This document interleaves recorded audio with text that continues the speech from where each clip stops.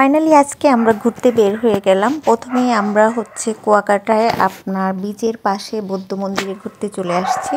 আর এটা হচ্ছে বৌদ্ধ মন্দির, একদম আপনারা যারা কুয়াকাটা আসবেন বিচের সাথেই 20 টাকার টিকিট এখানে ঢোকার। তো আজকে আমরা এখানে আসলাম, তো দেখি তো আমাদের কাছে আশেপাশে যে স্থানগুলো আছে আমরা আজকে সেগুলো ঘুরবো। দেন তারপরে আমরা বিকেলে চেষ্টা করব লেবুর চরে, তারপর শুটকি বাজার, কাউয়ার চর এগুলো ঘোরার জন্য।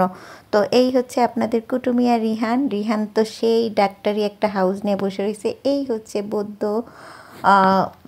যেটাকে বলে যে বৌদ্ধ মন্দির। আর এইটা হচ্ছে বৌদ্ধ মন্দিরের ভিতরে আপনারা যাবতীয় বৌদ্ধদের যাবতীয় জিনিসপত্র, মানে ওদের আরাধনার স্থান। তো এখন আমি ঢুকবো বৌদ্ধ মন্দিরের ভিতরে। তো আপনারা 20 টাকা দিয়ে টিকিট কাটলে আপনারা বাইরে যেমন দেখতে পারবেন, ভিতরেও আপনারা প্রদর্শন করতে পারবেন, বৌদ্ধ মন্দির সম্পর্কে জানতে পারবেন, এদের হিস্টোরি, মানে বিভিন্ন জিনিস এখানে সুন্দরভাবে লেখা আছে। আর এখানে বিভিন্ন বৌদ্ধদের ছবি দেওয়া আছে। তো এটা হচ্ছে তাদের আরাধনার একটা স্থান। তো এখানে পর্যটক অ্যালাউ করেছে, তাদের এখানে বিভিন্ন রকম স্থাপনা আছে এবং বিভিন্ন রকম কারুকাজ ছবিতে ডিটেলস লেখা আছে বৌদ্ধদের জীবনী সম্পর্কে, তাদের হিস্টোরি আপনারা সুন্দরভাবে এই মন্দিরে ঢুকলে পেয়ে যাবেন। তো এই হচ্ছে বৌদ্ধ মন্দিরটা, আর এই হচ্ছে বৌদ্ধ, যেখানে বৌদ্ধরা আরাধনা করে, প্রার্থনা করে। তো আমি সুন্দরভাবে একটু কাছ থেকে দেখানোর চেষ্টা করলাম ঘুরে ঘুরে।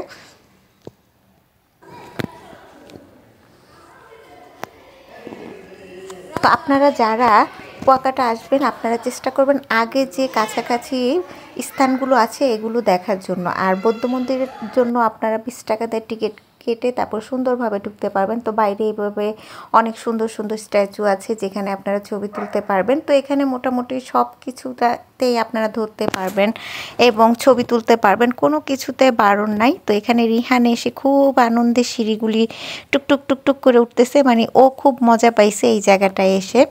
আর আমরা যেহেতু আজকে দ্বিতীয় দিন, আর আজকে প্রচণ্ড ঠান্ডা ছিল, কিন্তু এই ঠান্ডার মধ্যে দেখেন আপনাদের রিহানকে শীতের কাপড় একদমই পরাইতে পারিনি। তো বৌদ্ধ মন্দির থেকে বের হইলে আপনারা পেয়ে যাবেন এই পালতোলা নৌকাটা। এটার হিস্টোরি আছে। এই যে পালতোলা নৌকাটা দেখতেছেন এটা প্রায় আনুমানিক এখানে যে হিস্টোরি লেখা ছিল যে এটা আনুমানিক 1000 না, মেবি 100 বছরের উপরে এই পালতোলা নৌকা দিয়ে জেলেরা মাছ ধরতে গিয়েছিল, সেখানে এই নৌকাটার অ্যাক্সিডেন্ট হয়। তারপর থেকে এই নৌকাটা, মানে এটার বয়স 100 বছরের উপরে। তো এখনও এটা সংরক্ষিত আছে। আর এটা এই স্থানটা এখানে ঢোকার কোনো টিকিট লাগে না আপনাদের। এটা বৌদ্ধ মন্দির থেকে বের হইলে এই 1 মিনিট 2 মিনিটের ডিস্টেন্সে আপনারা এই পালতোলা নৌকার মিউজিয়ামটা পেয়ে যাবেন। এই নৌকার দৈর্ঘ্যটা মাশাআল্লাহ অনেক বড়। এত বছর ধরে এই নৌকাটা সংরক্ষিত আছে, এখনও অনেকটা স্ট্রং আছে এবং এত দৈর্ঘ্যের নৌকা আমি কখনোই দেখি নাই, আর এত বড় পালতোলা নৌকাও আমি দেখি নাই। তো যাই হোক, এই আপনাদের পালতোলা নৌকার ভিউটা আপনাদের দেখানোর চেষ্টা করলাম ঘুরে ঘুরে। অনেক জিনিস এখনও মানে ভেঙে চুরে একদমই হয়ে গেছে, তারপরও ওরা এটাকে সুন্দরভাবে সংরক্ষিত করে রেখেছে, যেহেতু এটা অনেক পুরানো একটা পালতোলা নৌকা। তো আমরা পালতোলা নৌকা ঘুরে ওখান থেকে চলে আসলাম সমুদ্রের পাড়ে। তো এখানে এসে এরকম কাঁচা আমের ভর্তা, কাঁচকলার ভর্তা দেখে আর লোভ সামলাতে পারলাম না। তো আমি এখানে এসেই যেটা করেছি যে আগে ভর্তা অর্ডার করেছি, আর ওইখানে আমার ছেলে ঝালমুড়ি অর্ডার করতেছে, বড় ছেলে। আর রিহানের আব্বু রিহান ওরা সবাই সমুদ্রে ঝাপাঝাপি করতেছে। তো আপনাদেরকে আস্তে আস্তে দেখাবো। তো রিহান এখানে এসে যেটা করছে, ওরা 2 ভাই মনের মাধুরী মিশাইয়া 2 ভাই একদম সমুদ্রে ঝাপাঝাপি লাফালাফি শুরু করেছে। মানে ওরা, আমার 2 ছেলে খুব এনজয় করছে সমুদ্রের পাড়ে। তো আসলে ছেলেদের জন্যই এখানে আসা। তো ছেলেরা যদি আনন্দে থাকে বা ওরা যদি সময়টা সুন্দরভাবে কাটায়, তো এটাই কিন্তু আমার কাছে অনেক বেশি পাওয়ার। তো আমার ভাইয়া সমুদ্রে নামে একটা ছবি দেন চলে আসছে। এই যে দেখেন আপনাদের ভয়ঙ্কর অবস্থা, ঝাঁকানাকা অবস্থা। ভাইয়া ফোনে কথা বলতেছিল তার ফ্রেন্ডের সাথে। আর রিহান অলরেডি দুবাই আসছে, রিহানকে কাপড় চেঞ্জ করে আরেকটা কাপড় কিনে দিছি। আর রিহানের বড় ভাই যাইয়া রিহানের জন্য আবার এই কাপড়টা কিনে নিয়ে আসছে। তাইলে বুঝেন রিহান কি পরিমাণ জ্বালায়, মানে লবণ পানি যখন তার মুখে আসছে তখন সে উঠে আসছে, সে কিন্তু আবার যাওয়ার জন্য বায়না করতেছে। তো এইদিকে আবার আমরা রং চা অর্ডার করলাম, যেহেতু ঠান্ডা সবাই ভিজে টিজে একাকার। তো রিহানের জন্য তো আসলে ওইভাবে আমি সমুদ্রে নামতে পারি নাই, যতটুকু পেরেছি, কারণ ওকে নিয়ে আসলে বাচ্চা কাচ্চা নিয়ে আসলে সমুদ্র ওইভাবে নামানো যায় না। তো এই হইলো অবস্থা। তো মানে বন্ধের সময় যে পরিমাণ লোক থাকা কথা সেই পরিমাণ লোক কিন্তু কুয়াকাটায় একদমই নাই। তো আমরা ভেবেছিলাম যে এই 4 দিনের ছুটিতে হয়তো বা কুয়াকাটায় অনেক লোক হবে, কক্সবাজারের মতো কুয়াকাটায় কিন্তু অত লোকজন নাই। তবে হ্যাঁ, কুয়াকাটা আসার পর যে জিনিসটা সবচেয়ে বেশি খারাপ লাগছে, এখানে আপনি সব কিছুই কক্সবাজারের চাইতে মানে অনেক বেশি দামের এবং সব কিছু খুব এক্সপেন্সিভ এখানে। আর এখানকার মানুষজন যখন দেখবে আপনি এখানে পর্যটক ঘুরতে আসছেন তখন আপনার গলা কাটবে, মানে গলা কাটার জন্য এরা সবসময় রেডি থাকে। তো এখানে আইসা এই জিনিসটা আমার আসলে খুবই খারাপ লাগছে। দেখা যায় যে আমি এক কাপ রং চা খাবো, যেটা স্বাভাবিক 5 থেকে 10 টাকা হওয়ার কথা, সেটা বিচের পাড়ে আপনার কাছ থেকে 20 টাকা নেবেন। নর্মাল একটা পানি খেতে যাবেন 20 টাকার পানি, এখানে সেটা 40 টাকা। আর রেস্টুরেন্টের কথা কি বলবো, এখানে রেস্টুরেন্টে আসলে খাবারের মেনুগুলি দেখে তারপরে খাওয়াটাই হচ্ছে বেটার।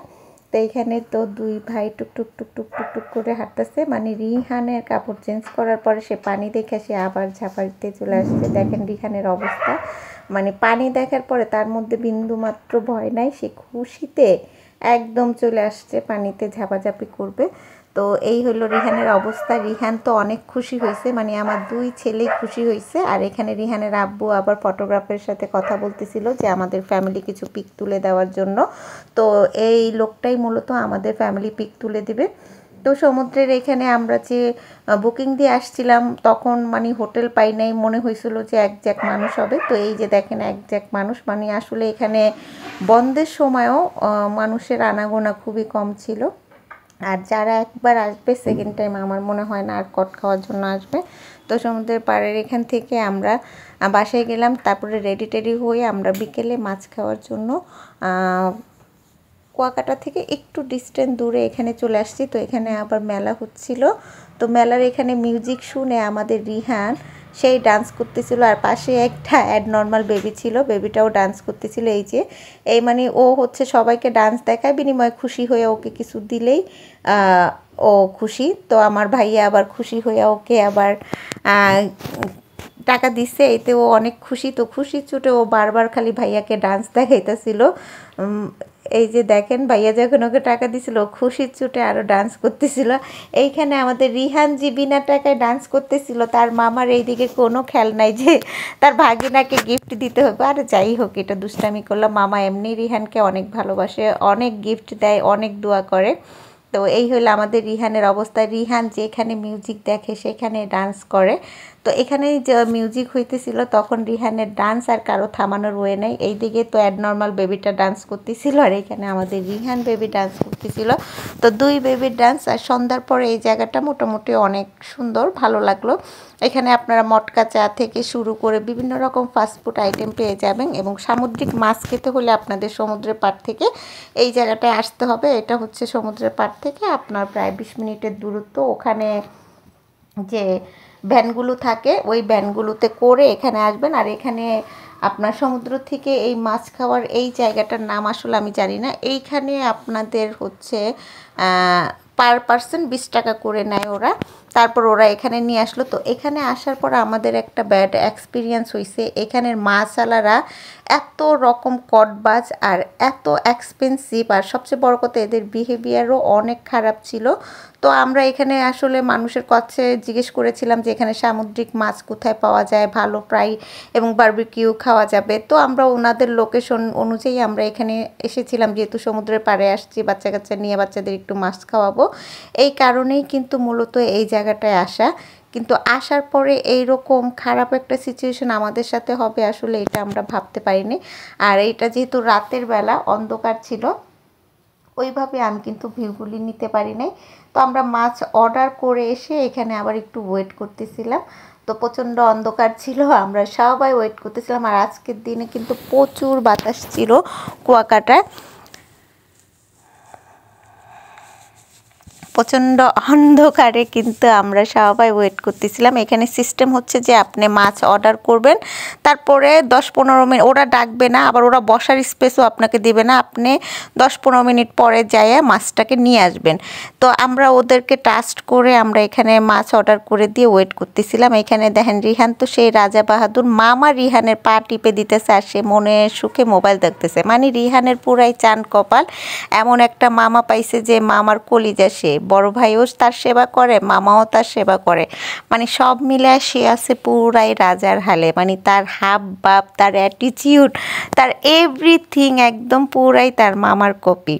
মানে রিহান পুরাই ওর বড় মামার কপি করবে, তার খাওয়া দাওয়া থেকে শুরু করে মানে সব কিছু সে তার মামার কপি করবে। তো এখানে ফাইনালি আমরা ওয়েট করতেছিলাম। এই জায়গাটা অনেক কষ্টে একটা জায়গা পাইছি এখানে মাছ খাওয়ার জন্য। তো আসলে এখানে আমাদের সাথে যেটা হয়েছে, এখানে যে হারামজাদার সাথে একটু গালি না দিয়ে পারলাম না। আমরা এখানে মাছ অর্ডার করেছিলাম, এরা কি করেছে, আমরা মাছ অর্ডার করেছিলাম প্রায় 2000 টাকার মাছ অর্ডার করছি, আমাদেরকে জঘন্য পচা এবং ঠান্ডা মাছ দিয়ে গেছে। মানে যেটা মানে একটা ফ্রাই করলে তো মাছ গরম থাকবে। তো আমরা তাকে পরবর্তীতে কমপ্লেন করলাম, যে আমরা কমপ্লেন করার পরে এদের ব্যবহার এত জঘন্য ছিল যে আমরা তাদের মাছও নেইনি এবং তাদের টাকাও আমরা ফেরত নেই। মানে ওরা আসলে এখানে মাছ খাওয়াটা আসলে খুবই জঘন্য একটা ব্যাপার। আপনারা কেউ এখানে আসলে দয়া করে মাছ খাবেন না। তো যাই হোক, এটা হচ্ছে আমাদের দ্বিতীয় দিনের ব্লগ। নেক্সট ব্লগ আমরা আবার আপলোড করব যে আমরা কোথায় কোথায় ঘুরলাম। তো সবাই ভালো থাকবেন, আসসালামু আলাইকুম।